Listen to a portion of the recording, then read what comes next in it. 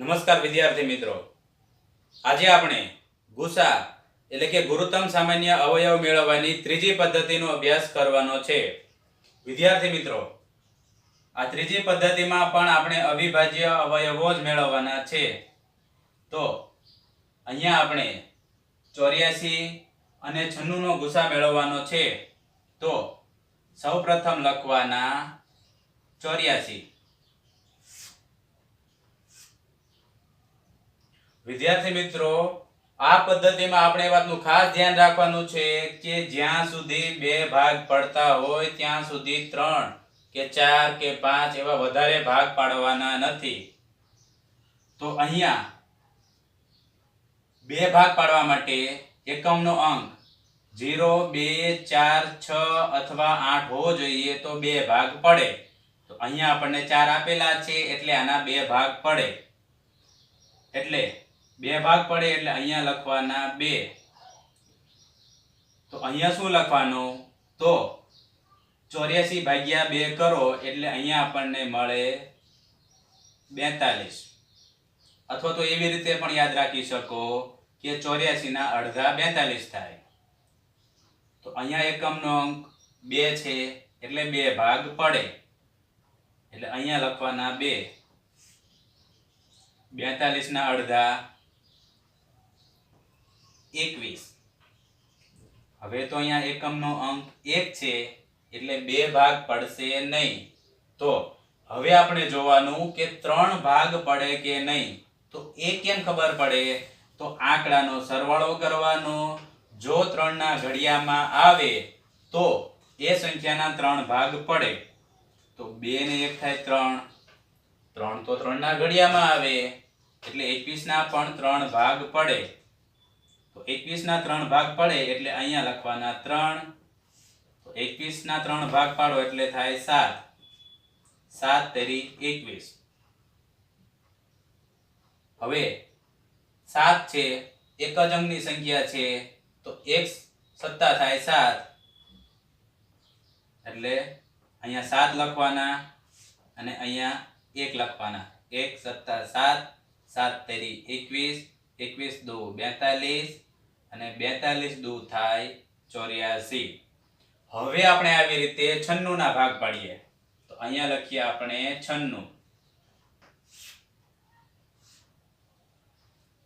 તો સૌપ્રથમ જોવાનું કે બે ભાગ પડે છે કે નહીં. તો એકમનો અંક 6 છે એટલે બે ભાગ તો પડે.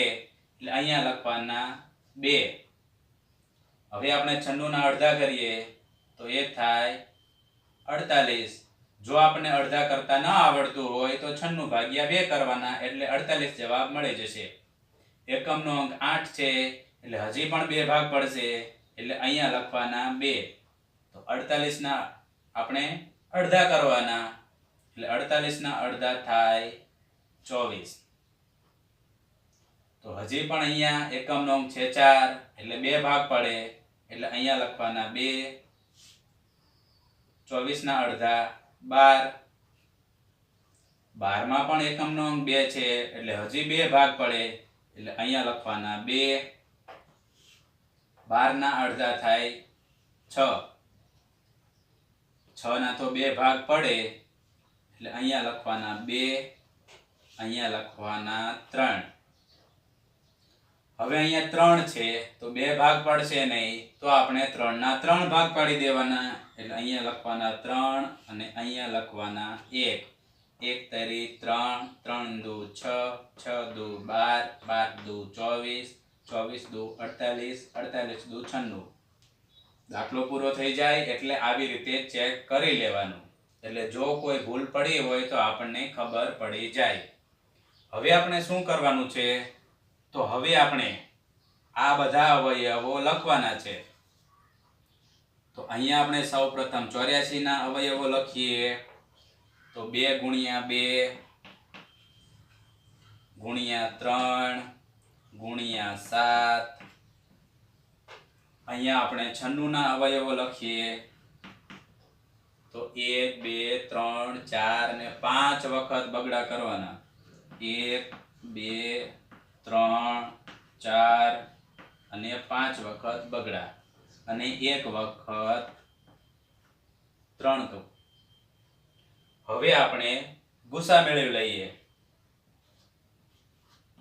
એટલે લખવાનું ગુસા. તો એ કેવી રીતે મેળવવાનો?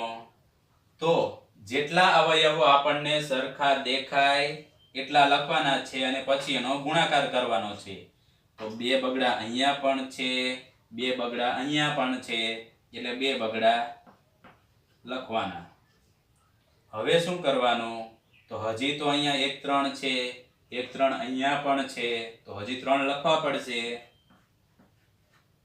હવે આપણને એક પણ આંકડો સરખો મળતો નથી, એટલે હવે આપણે આ બંનેનો ગુણાકાર કરવાનો. 2 દુ 4, આ 3 લખી દઈએ. 4 તેરી 12, એટલે અહીંયા આપણને જવાબ મળશે 12. વિદ્યાર્થી મિત્રો, જો તમને આ રીત પસંદ આવી હોય તો વિડીયોને લાઈક કરજો, કોમેન્ટ કરજો, શેર કરજો અને અમારી YouTube ચેનલને સબસ્ક્રાઇબ કરજો. જય હિન્દ, જય ભારત.